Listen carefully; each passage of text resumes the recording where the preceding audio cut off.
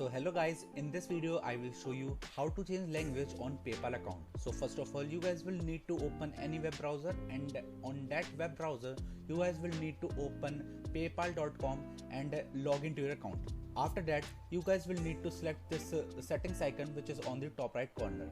After that, you guys will need to select account settings.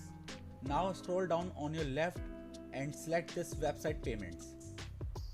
And now you guys can see this option called PayPal button language encoding. Now select its update button. And now guys, you need to select on this scroll down icon, and you guys can select Chinese, traditional language, simplified, Japanese, Korean or Russian. So there are just these few options available to you, and if you want to change, then select that particular language, and after that select on this save button, and then your language will be changed to your preferences. So that's how you guys can change your language on your PayPal account. So that's it for this video guys. If you find this video helpful, then make sure to share this video with your family and friends, and also subscribe to our channel for more such content. Thanks for watching.